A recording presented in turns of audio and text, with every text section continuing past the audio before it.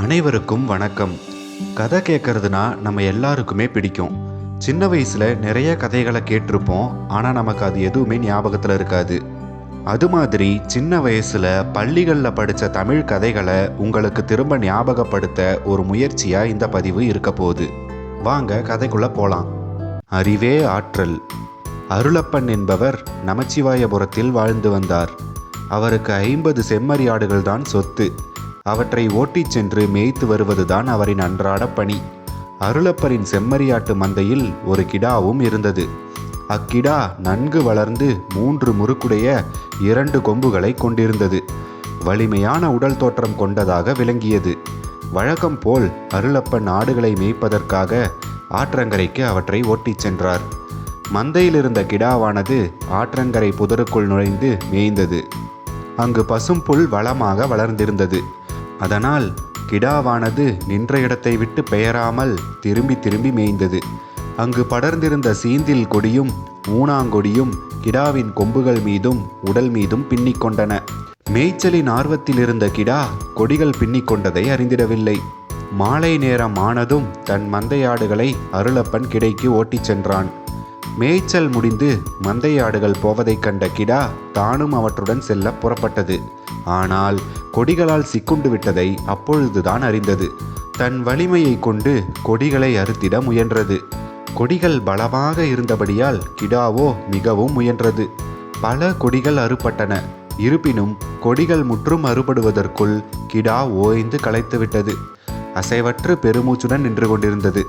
கதிரவன் மறைகின்ற நேரம் அக்கிடா இருந்த இடத்திற்கு 2 குள்ளநரிகள் தங்குவதற்கு வந்தன. உடல் களைத்து நின்ற கிடா குள்ளநரிகளை கண்டது. குள்ளநரிகள் தாங்கள் தங்கும் இடத்தில் கிடா தனித்து நிற்பதை பார்த்தன. கிடாவின் மனத்தில் அச்சம் மேலிட்டது. இருப்பினும் துணிவை விடவில்லை. குள்ளநரிகளுக்கு மனதுக்குள் மகிழ்ச்சி ஏற்பட்டது. இருப்பினும் அவை ஐயம் கொண்டன. கிடாவிடம் நெருங்காமல் கரையின் மீது உட்கார்ந்தன. கரையின் மீது அமர்ந்து கொண்டிருந்த குள்ளநரிகளுள் ஒன்று கிடாவிடம் ஒரு கேள்வி கேட்டது. மாலை பொழுதில் இருள் சூழும் இந்த நேரத்தில் இங்கே என்ன செய்து கொண்டிருக்கிறாய் என்றது. அதற்கு கிடா தன் நம்பிக்கையை விட்டுவிடாமல் பதிலை சொன்னது. எங்கள் ஊரில் முனியப்பசாமிக்கு பொங்கலிட்டு ஊரணி நடத்த இருக்கின்றார்கள். அதற்கு சந்திக்கு சந்தி கிடா வெட்டுவது வழக்கம். இப்பொங்கலுக்கும் அவ்வாறே சந்தி கிடா வெட்ட ஊர் தலைவர் கிடைக்காரர்களை அழைத்து கிடைக்கு 2 கிடா கொடுக்குமாறு கட்டளையிட்டு விட்டார். கிடைக்காரர்கள் தங்களின் பொருளிழப்பை கருத்தில் கொண்டு தலைவருக்கு ஒரு கருத்தை தெரிவித்தனர். அறிவில்லா செம்மறி இனத்தை பலி கொடுப்பதை விட அறிவுள்ள குள்ளநரிகளை பலியிடலாமே என்று கூறியிருந்தார்கள். குள்ளநரிகளுக்கு எங்கே செல்வது, எப்படி பிடிப்பது என்று தலைவர் கேட்டிருக்கிறார். அப்பொறுப்பினை கிடைக்காரர்கள் ஏற்றுக்கொண்டார்கள். எங்கள் கிடை கணக்கிற்கு 2 குள்ளநரிகள் என்று கூறிவிட்டார்கள். நான் தான் எங்கள் கிடை பொறுப்பினை ஏற்றுக்கொண்டேன். அதற்காகத்தான் நரிகள் தங்குமிடம் இது என்று அறிந்து இங்கு வந்து கட்டுக்கொடிகளை அறுத்து கொண்டிருக்கிறேன். நல்ல வேளையாக எனக்கு வீண் அலைச்சலின்றி நீங்களே வந்துவிட்டீர்கள் என்று கூறி ஒரு முனைப்பு காட்டியது. அந்த முனைப்பில் முன்பு அறுபடா கொடிகளும் அறுபட்டு விட்டன. கரையில் அமர்ந்திருந்த குள்ளநரிகள் அஞ்சி ஓட்டம் எடுத்தன. ஓடி மறைந்தன. ஆட்டுக்கிடாவும் புதரை விட்டு வெளிவந்து விரைந்து ஓடி மந்தையுடன் சேர்ந்து கொண்டது. குதிரை முட்டை வாங்கிய கதை. ஓர் ஊரில் பரமார்த்த குரு என்று ஒருவர் இருந்தார். அவருடன் மட்டி, மடையன், மூடன், முட்டாள், பேதை என்னும் 5 சீடர்கள் இருந்தார்கள். இவர்கள் அந்த ஊரில் சொந்த மடத்தில் தங்கியிருந்தார்கள். குரு தம் சீடர்கள் மீது மிகுதியான அன்பும் சீடர்கள் குருவின் மீது மிகுதியான பக்தியும் கொண்டிருந்தனர். பரமார்த்த குருவும் சீடர்களும் பக்கத்து ஊர்களுக்கு சென்று மக்களுக்கு ஆசி வழங்குவர். குருவின் ஆசியை பெற மக்கள் குருவிற்கு காணிக்கை செலுத்துவர்.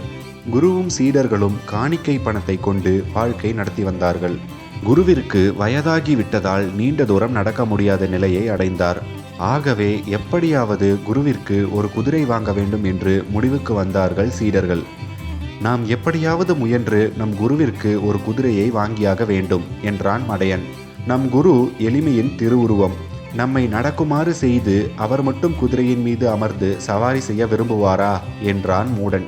நாம் எல்லோரும் அவர் காலில் விழுந்து மன்றாடி ஒப்புக்கொள்ள செய்வோம் என்றான் முட்டாள். நீங்கள் சொல்வதெல்லாம் சரியில்லை. முதலில் நாம் ஒரு குதிரையை வாங்கி கொண்டு மடத்திற்கு வந்துவிட்டால் தாமாக சம்மதித்து விடுவார் நம் குரு என்றான் பேதை. சீடர்கள் இவ்வாறு பேசிக்கொண்டே அன்று இரவு தூங்கிவிட்டார்கள். மறுநாள் காலை தூங்கி எழுந்ததும் குதிரை வாங்க குருவின் அனுமதியை பெற விரும்பினார்கள். குருவே, உங்களுக்கு வயதாகி விட்டது, நீண்ட தூரம் நடக்க முடியவில்லை. அதனால் நாங்கள் உங்களுக்காக ஒரு குதிரை வாங்குவதாக முடிவு செய்துவிட்டோம். குதிரை இருந்தால் நாம் பல ஊர்களுக்கு சென்று காணிக்கையை மிகுதியாக பெற முடியும். ஏராளமான மக்கள் உங்கள் ஆசியை பெற்று ஒரு குறையும் இல்லாமல் நீண்ட நாள் உயிர் வாழ்வார்கள் என்று சீடர்கள் சொன்னார்கள். சீடர்களே, உங்கள் அன்பையும் ஆர்வத்தையும் மெச்சுகிறேன். உங்களை எப்படி பாராட்டுவது என்றே எனக்கு தெரியவில்லை. குதிரை வாங்குவதாக இருந்தால் குறைந்தது 100 வராகன் பணமாவது தேவைப்படுமே. அவ்வளவு பணம் இப்போது நம்மிடம் இல்லையே என்றார் குரு. குருவே, நாங்கள் அலைந்து திரிந்து குறைந்த விலையில் குதிரை வாங்கி விடுவோம். குதிரை வாங்கி வந்த பிறகு நீங்களே எங்கள் திறமையை கண்டு வியந்து மூக்கின் மேல் விரல் வைத்து ஆச்சரியப்பட போகின்றீர்கள் என்றான் மடையன். உங்களுக்கு வெற்றி உண்டாகட்டும் என்று சீடர்களை வாழ்த்தினார் குரு. குருவின் ஆசி பெற்ற சீடர்கள் குதிரை வாங்க புறப்பட்டார்கள். சீடர்கள் எங்கே சென்று குதிரை வாங்குவது என்று திட்டமிடாமல் நடந்து கொண்டே இருந்தார்கள். வழியில் பெரிய காடு ஒன்று இருந்தது. அதையும் கடந்து சென்றார்கள். காட்டை கடந்ததும் சிறிது தூரத்தில் பூசணி கொடிகள் அடர்ந்து படர்ந்த ஒரு தோட்டத்தில் பூசணிக்காய்கள் காய்த்திருந்தன. அந்த தோட்டத்தில் ஒரு கழுதையும் மேய்ந்து கொண்டிருந்தது. பரமார்த்த குருவின் சீடர்கள் இதற்கு முன் கழுதையையும் பூசணிக்காயையும் பார்த்ததில்லை.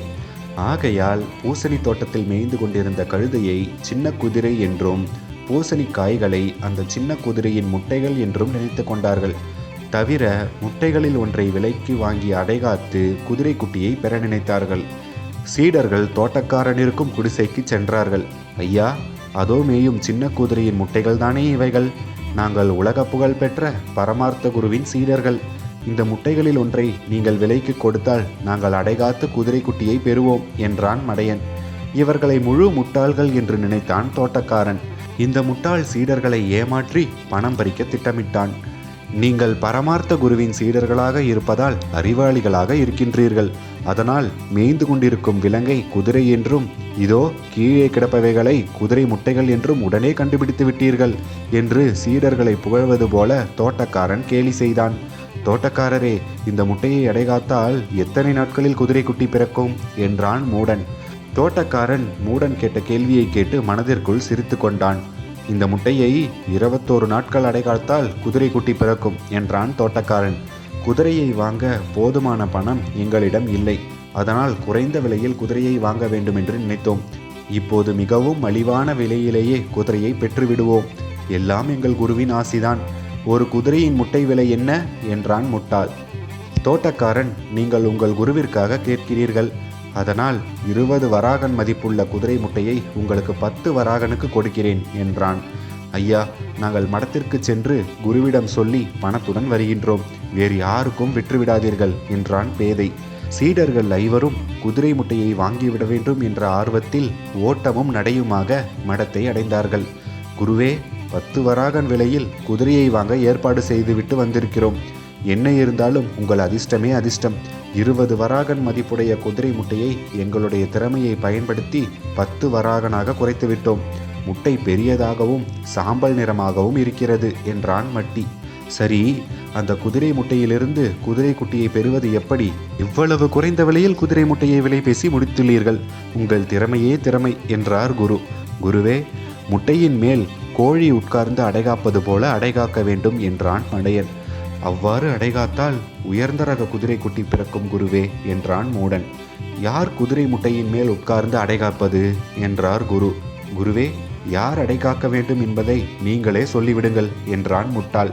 21 நாட்கள் தானே நம் மடையன் அடைகாப்பான் என்றார் குரு. குருவே, சமையல் செய்வதுதானே என் வேலை. வேறு யார் குருவே என்னை போல் ருசியாக சமைப்பார்கள்.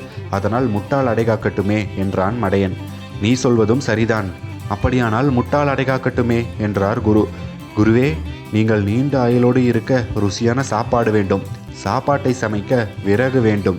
நாள்தோறும் நான் தானே காட்டுக்கு சென்று விறகு கொண்டு வருகிறேன். ஆகையால் என்னால் முடியாது குருவே என்றான் முட்டாள். நீ சொல்வதும் சரிதான். பேதை அடைகாக்கட்டுமே என்றார் குரு. குருவே, நான் தான் குடிப்பதற்கும் சமைப்பதற்கும் குளத்திலிருந்து தண்ணீர் கொண்டு வருகிறேன். என்னால் எப்படி அடைகாக்க முடியும் என்றான் பேதை. நீ சொல்வதும் நியாயம்தான். அப்படியானால் மட்டி அடைகாப்பான் என்றார் குரு. குருவே, நான் மாடுகளை மேய்க்க வேண்டும். மாலையில் அவைகளை கட்டி வைக்கோல் போட வேண்டும். என்னால் எப்படி முடியும் குருவே என்றான் மட்டி. நீ சொல்வதும் நியாயம்தான். அப்படியானால் மூடன் அடைகாப்பான் என்றார் குரு. குருவே, மரத்தை பெருக்கி தண்ணீர் தெளித்து கோலம் போட வேண்டும். கடைக்கு சென்று காய்கறிகள் வாங்கி வர வேண்டும். இத்தனை வேலைகள் இருப்பதால் என்னால் எப்படி அடைகாக்க முடியும் குருவே என்றான் மூடன். மூடன் சொல்வதும் சரிதான். உங்கள் ஒவ்வொருவருக்கும் ஒவ்வொரு வேலை இருக்கின்றது. ஓய்வாக இருப்பவன் நான் தான். 21 நாட்கள் என்ன பிரமாதம்? நான் உட்கார்ந்து கொண்டு என் வேட்டியால் முட்டையை மூடிக்கொண்டு அடைகாக்கிறேன். அடைகாத்தால் உயர்ந்த ரக குதிரை குட்டி வெளியே வரும். நன்றாக தீனி கொடுத்து வளர்த்து வந்தால் பெரிய குதிரையாக வளரும். பெரிய குதிரையாக வளர்ந்தால் அடிக்கடி வெளியூர் செல்லலாம். வெளியூர் அடிக்கடி சென்றால் காணிக்கை அதிகமாக கிடைக்கும் என்றார் குரு. ஆமாம் குருவே என்றார்கள் சீடர்கள். குரு 10 வராகன் பணத்தை கொடுத்தார். சீடர்கள் பணத்தை பெற்றுக்கொண்டார்கள். குதிரை முட்டையை கொண்டு வர குரு உட்காரும் ஊஞ்சல் பலகையை தூக்கி கொண்டு ஓட்டமும் நடையுமாக தோட்டத்தை அடைந்தார்கள். தோட்டக்காரன் எல்லாவற்றையும் விற்றுவிட்டான். தோட்டத்தில் குதிரையும் இல்லை, குதிரை முட்டைகளும் இல்லை. தோட்டக்காரரே, எங்கே குதிரை முட்டை? ஒன்று கூட இல்லை. விற்றுவிட்டீரா? நாங்கள் சொல்லிவிட்டு தானே போனோம். நீர் செய்தது கொஞ்சம் கூட நியாயமில்லை என்றான் மட்டி. நீங்கள் விலை கேட்டுவிட்டு போய் 2 நாட்களாக வரவில்லை. உடனே வருகிறோம் என்று சொல்லிவிட்டு தானே சென்றீர்கள். ஆனால் நீங்கள் சொன்னபடி வரவில்லை. விற்றுவிட்டேன் என்றான் தோட்டக்காரன். நாங்கள் நடந்து வரவே 2 நாட்கள் ஆகிறது. எங்களை நீங்கள் ஏமாற்றிவிட்டீர்கள். நாங்கள் குதிரை முட்டை இல்லாமல் வெறுங்கையோடு போக மாட்டோம். என்ன செய்வீர்களோ ஏது செய்வீர்களோ எங்களுக்கு ஒன்றும் தெரியாது. நீங்கள் விற்றவரிடம் சென்றாவது ஒரு குதிரை முட்டை வாங்கி கொடுக்க வேண்டும் என்றான் மடையன். என் வீட்டிற்கு எடுத்துச் செல்ல 1 மட்டும் எடுத்து வைத்திருக்கிறேன். அது மிகப்பெரிய குதிரை முட்டை. அதற்கு 15 வராகன் கொடுத்தால்தான் கொடுப்பேன் என்றான் தோட்டக்காரன். தோட்டக்காரரே, நீங்கள் அநியாயமாக எங்களை ஏமாற்றுகிறீர்கள். எங்கள் குரு குதிரை முட்டைக்காக 10 வராகன் தான் கொடுத்துள்ளார். எங்களிடம் வழி செலவுக்காக 2 வராகன் இருக்கிறது. அந்த 2 வராகனையும் கொடுக்கிறோம். எங்களிடம் வேறு ஒரு சல்லி காசு கூட இல்லை. உங்களுக்கு புண்ணியமாக இருக்கட்டும் என்று சொல்லி பணத்தை கொடுத்தான் மூடன். முட்டாள் சீடர்களுக்கு 12 வராகனுக்கு பூசணிக்காயை விற்ற மகிழ்ச்சியில் பூசணிக்காயை குடிசையிலிருந்து கொண்டு வந்து கொடுத்து, உங்கள் குருவிற்காகத்தான் குறைந்த விலைக்கு கொடுத்துள்ளேன். போகும் வழியில் யாராவது விலையை கேட்டால் சொல்ல வேண்டாம் என்றான் தோட்டக்காரன். குதிரை முட்டை வாங்கிய பெருமையை பேசிக்கொண்டே சீடர்கள் காட்டு வழியில் வந்து கொண்டிருந்தார்கள். இவர்கள் வரும் வழியில் இருபுறமும் அடர்ந்த புதர்களும் முட்செடிகளும் இருந்தன. ஓர் ஆலமரம் அடர்ந்து படர்ந்து தழைத்து இருந்தது. அம்மரத்தின் கிளை ஒன்று ஆள் உயரத்தில் தாழ்வாக இருந்தது. சீடர்கள் கொண்டு வந்த குதிரை முட்டை அக்கிளையால் தடுக்கப்பட்டு கீழே விழுந்து உடைந்தது. உடைந்த பூசணிக்காயின் சத்தம் கேட்டு புதரில் உறங்கிக் கொண்டிருந்த சாம்பல் நிற முயல் ஒன்று பயந்து ஓடியது. பூசணிக்காயிலிருந்துதான் குதிரை குட்டி ஓடுகின்றது என்று நினைத்து கொண்ட சீடர்கள் ஊஞ்சல் பலகையை அங்கேயே போட்டுவிட்டு அதன் பின்னால் ஓடினார்கள். குட்டியாக இருக்கும்போதே குதிரை குட்டி இவ்வளவு வேகமாக ஓடுகின்றதே, அது வளர்ந்து பெரிய குதிரையானால் எவ்வளவு வேகம் ஓடும் என்றான் பேதை. சிறிது நேரத்திற்கெல்லாம் அந்த முயல் விரைவாக ஓடி இவர்கள் கண்ணிலிருந்து மறைந்தது. காட்டில் உள்ள முள் புதர்களில் புகுந்து தேடியதால் முட்களால் சீடர்கள் சட்டை கிழிந்து உடம்பில் ரத்தம் வடிந்தது. சீடர்கள் குதிரை முட்டை இல்லாமல் மடத்திற்கு வந்தார்கள். சோர்ந்த முகத்துடனும் தளர்ந்த நடையுடனும் வருவதை குரு கண்டார். என்ன நடந்தது? ஏன் இப்படி உடலில் காயங்களுடன் இருக்கிறீர்கள் என்று கேட்டார். ஊஞ்சல் பலகையுடன் குதிரை முட்டை வாங்க மடத்திலிருந்து புறப்பட்டதிலிருந்து திரும்பி வந்து சேர்ந்தது வரை ஒன்று விடாமல் குருவிற்கு சீடர்கள் சொன்னார்கள். எல்லாம் நன்மைக்கே என்பது போல் அந்த குதிரை குட்டி ஓடிவிட்டதும் நல்லதுதான். ஏனென்றால் அது குட்டியாக இருக்கும்போதே இவ்வளவு வேகம் ஓடினால் பெரியதாக வளர்ந்தால் எவ்வளவு வேகம் ஓடும் என்று எண்ணி பார்க்க வேண்டும். எனக்கோ வயதாகிவிட்டது. அதன் மேல் ஏறி நான் சவாரி செய்தால் எங்காவது தள்ளிவிட்டு ஓடிவிடும் என்று சொன்னார் குரு. குருவின் சமாதான பேச்சை கேட்ட சீடர்கள், ஆமாம் குருவே, அந்த குதிரை குட்டி ஓடிவிட்டதும் நல்லதுதான் என்றார்கள். நல்ல தீர்ப்பு. சோழ நாட்டை கரிகாலன் என்ற அரசர் ஆண்டு வந்தார். அவர் சிறு வயதிலேயே மன்னராகிவிட்டார். இளமையிலேயே சிறந்த வீரராகவும் கூர்மையான அறிவுடையவராகவும் திகழ்ந்தார். மாணிக்கம் என்பவர் சோழ நாட்டில் வாழ்ந்த ஒரு விவசாயி. அவருக்கு சொந்தமான நிலத்தை முத்து என்பவர் விலை கொடுத்து வாங்கினார். அந்நிலத்தில் முத்து வீடு கட்ட நினைத்தார். வீடு கட்டும் வேலைகள் தொடங்கின. கடைக்கால் எடுக்க பூமியை தோண்டினார். அப்போது அந்நிலத்தில் ஒரு புதையல் கிடைத்தது. புதையலில் இருந்தவை அவ்வளவும் பொற்காசுகள். முத்து அப்புதையலை எடுத்தார். ஆனால் அதை தாம் வைத்துக்கொள்ள விரும்பவில்லை. அது தமக்கு சொந்தமானது அன்று என்று கருதினார். எனவே அந்நிலத்தை விற்ற மாணிக்கத்தை தேடி போனார். புதையலை மாணிக்கத்திடம் காட்டி அது அவருக்கே சொந்தமானது என்றும் அதை அவரே எடுத்துக்கொள்ள வேண்டும் என்றும் கூறினார். ஆனால் மாணிக்கம் புதையலை வாங்க மறுத்துவிட்டார். நிலத்தை விற்றுவிட்டதால் இனி அதில் தமக்கு எவ்வித உரிமையும் இல்லை என்றார். என்ன ஆச்சரியம்! இக்காலத்தில் ஒரு காசுக்கு கூட சண்டை நடக்கிறது. இவர்கள் இருவருமே அப்புதையலை எனக்கு வேண்டாம் எனக்கு வேண்டாம் என்கிறார்கள். நல்ல குணம் வாய்க்க பெற்ற அவர்கள் தமிழ்நாட்டு மக்கள் அன்றோ? புதையல் கிடைத்தது பெரியதாக தெரியவில்லை. அதை யார் எடுத்துக்கொள்வது என்பதுதான் அவர்களுக்கு பிரச்சனையாக இருந்தது. இதை எப்படி தீர்ப்பது? யார் தீர்ப்பது? இப்பிரச்சனைக்கு சரியான தீர்வு காண அரசரை நாடலாம் என முடிவு செய்து அரண்மனைக்கு சென்றனர்.